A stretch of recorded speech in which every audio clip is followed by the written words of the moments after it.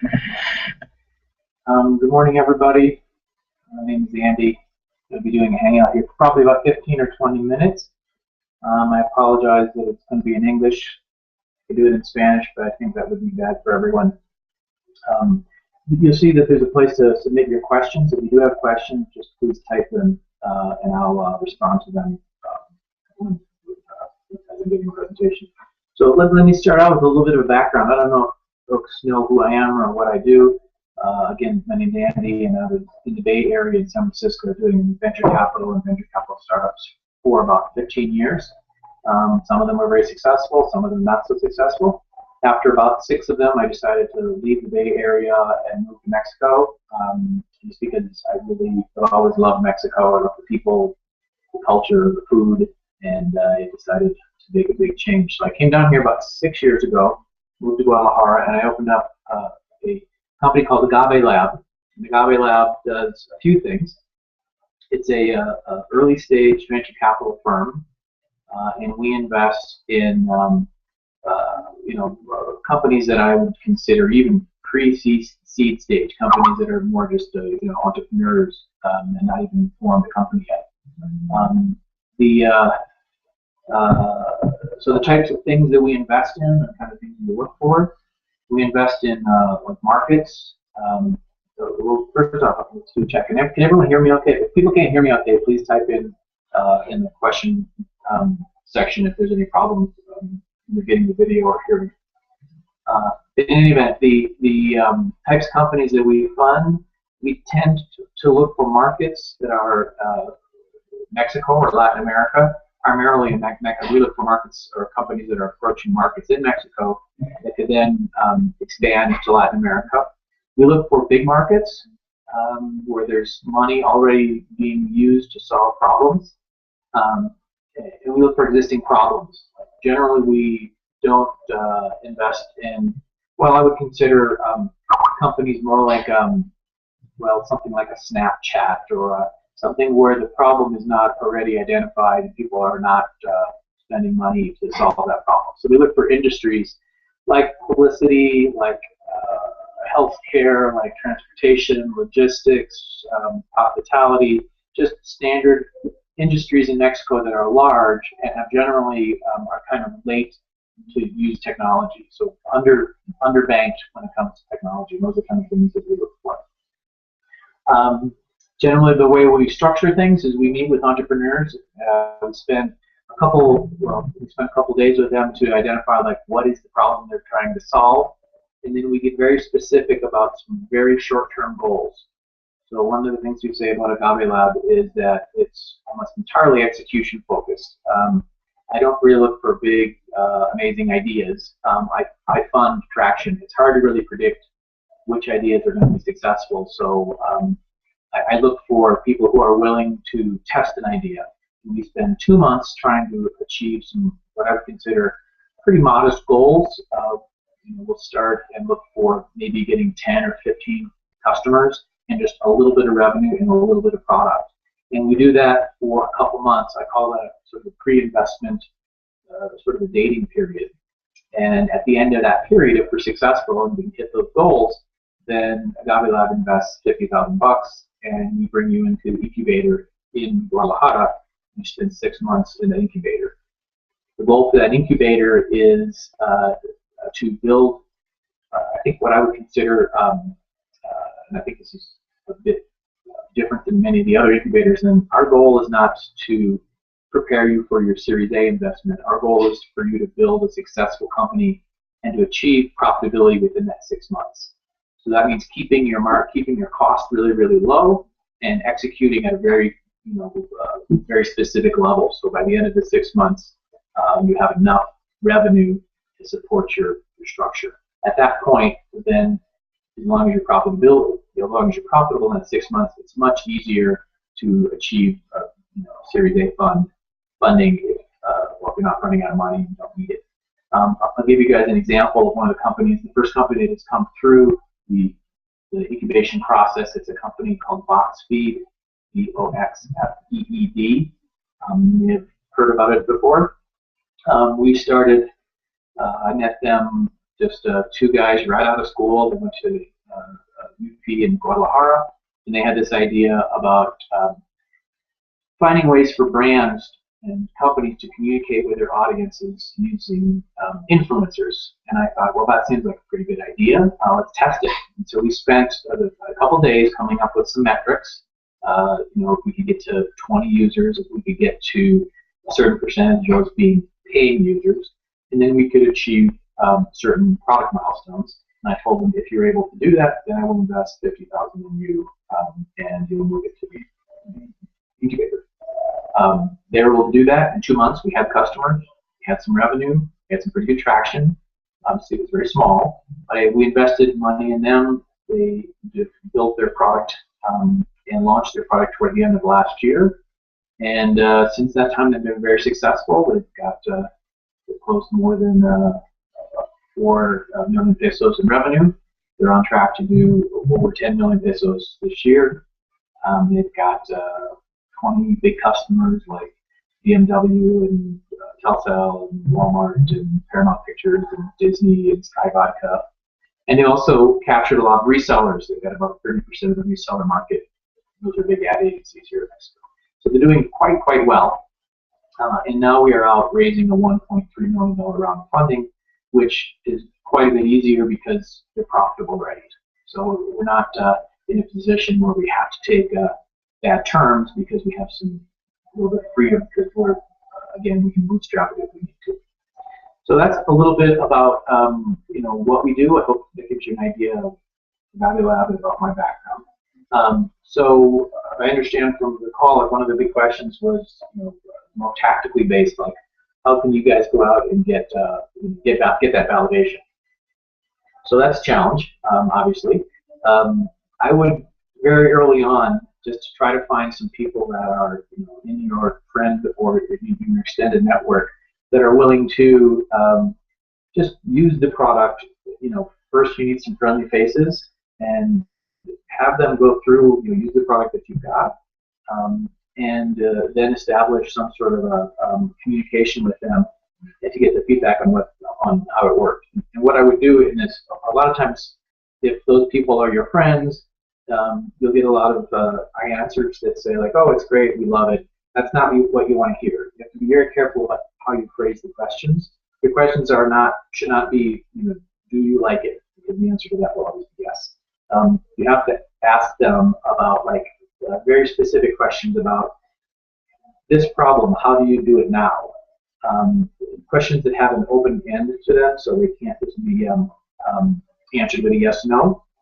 What you really want to do is to find out authentically what's the use of your product in your beta, that provide value for them, and do they see it as like an actual thing that they might use. So I think that's the first step, and I would do that in a very, very short term. I mean, I'm talking about doing that in a matter of a couple weeks. I think one of the challenges I see with a lot of startups is they try to build too much. We have a very big vision, and it's okay to have a big vision, but what you really need to do is take everything that's not critical to your core value. So like if you had to describe this in one sentence, anything that doesn't particularly drive that, the smallest unit of value you can deliver, and it doesn't have to have all the bells and whistles, you should really get that in front of some users very, very quickly and try to get their feedback on it. And again, I'm talking about like weeks. You should be able to put a stake in the ground and say, within 2 weeks, we want to have a product that we could bring to 5 or 6 different users and just get their feedback. I promise you, with one meeting with a client that's used your product even for an hour, you will learn more than you will in 6 months of research. So again, traction is everything. You do work with 6 customers or 6 people that are friends and family, get their feedback, maybe make some modifications for the next couple weeks, and then try to find from your friends and family that through their extended networks, maybe 5 or 10 other people who don't have a vested interest in making you happy. Obviously, if you go to talk to your mom and you say, "Mom, how do you like this product?" she's probably going to say yes. But maybe she has a friend or something that doesn't know you and is willing to give you some more authentic feedback. Really what you're looking for is the bad news. When people say, "Yeah, it's great," that may make you feel good, but that doesn't help you. What you're really looking for is people actually pointing out the reasons for that they might not use it. That's the more valuable feedback that you can get. So if I sum that all up, be very, very tactical. Be very, very short-term focused. Think in terms of days and weeks and not months. Like, what can we do this week? What kind of feedback can we get in the next, or by Wednesday? You get very, very specific about what your goals are. You need to set goals, short-term goals. Take a checkpoint 2 months in the future and determine what would this company need to look like 2 months from now for you to quit your day job and focus on this 100%. And once you have those goals, then work backwards. If we want to have 20 customers in 2 months, what do we have to do in 6 weeks? Where do we need to be? Then where do we need to be in 4 weeks, in 2 weeks, in 1 week, and today? And so start with goals 3 months out, and then back into a plan that has you starting with today and takes you through those 2 months. So that's I'm going to open it up to some questions rather than me just blabbing on. Why don't I take some questions from the audience and can get a bit more directed. So here's a question from Tommaso. Very simple question for you. What would you suggest to any company willing to be an entrepreneur? Where to start from? Okay, I think I just answered that question. Again, start small, start tactical, set goals, and narrow your focus to a very small focus in your product. Any other questions in the audience?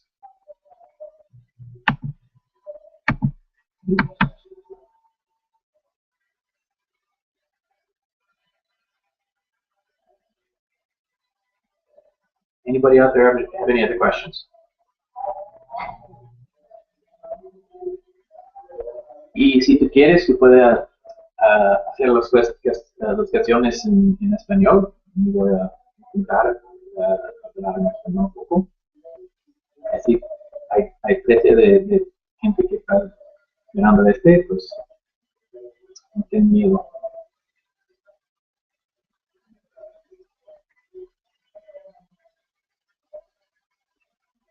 Pues creo que ya está. No hay preguntas. Había una pregunta de Tomaso y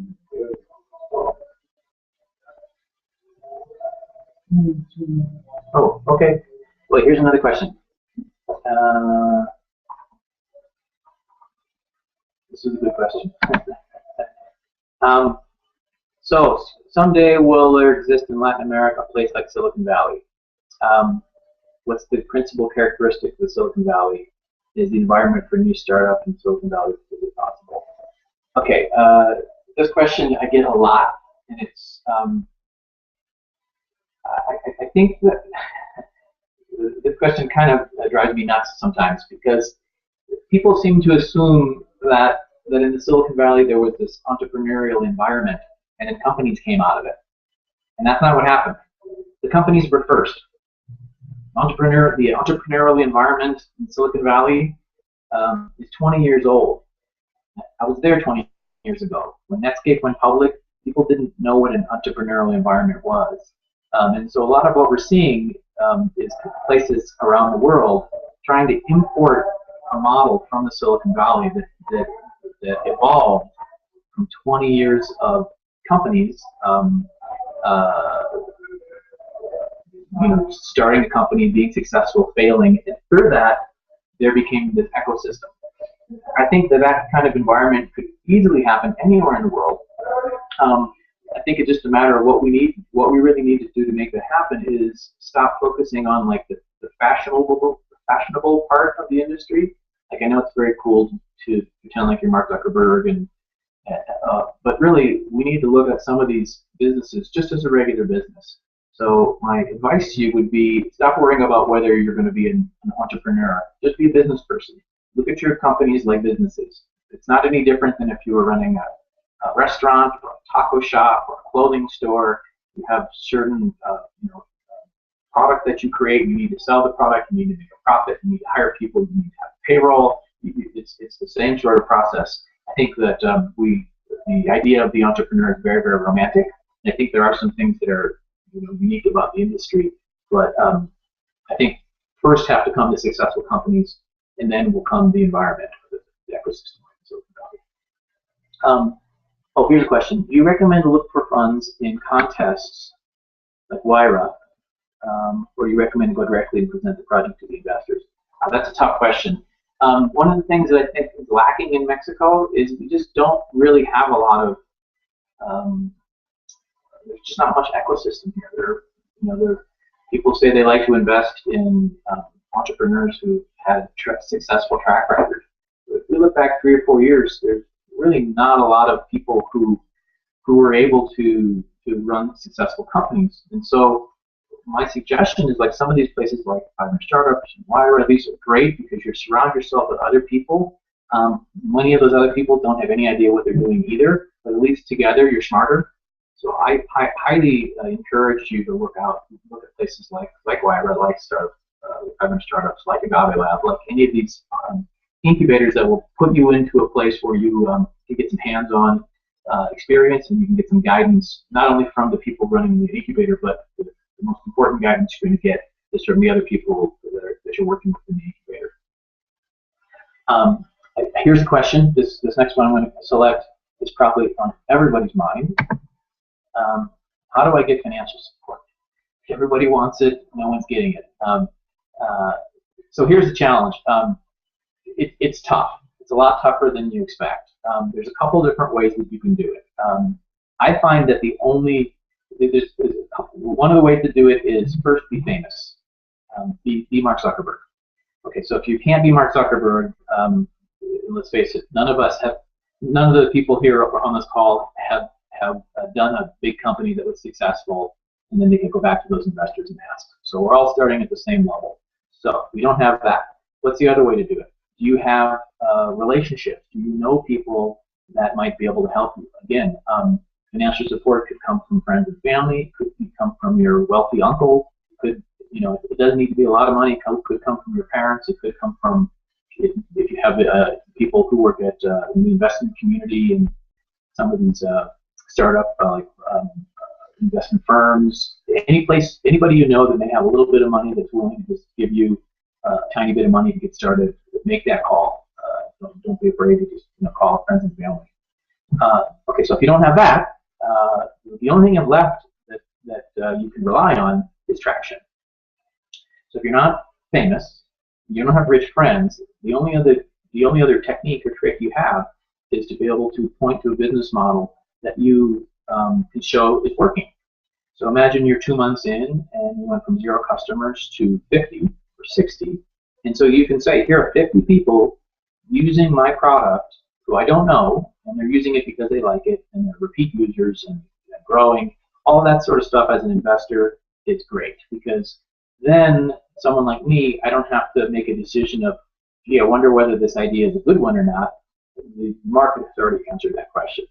So what I would recommend is to get financial support, double down, focus on the real short term, and be able to show some sort of, even a very small growth path within a couple months. If you could show me that we started 2 months ago, we have 13 customers, and we made 8,000 pesos, that's great.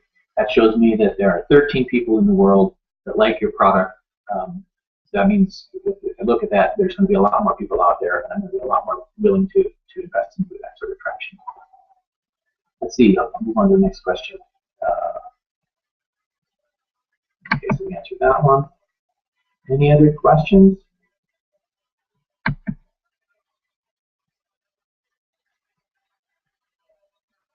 don't see any. So if there's no more questions, I'm going to cut it off. Let me give you my contact information in case you need to get in touch with me. It's Andy, A-N-D-Y, @agavelab.com. So feel free to send me an email. I'm happy to talk to each of you individually, set up Skype, and happy to help however I can.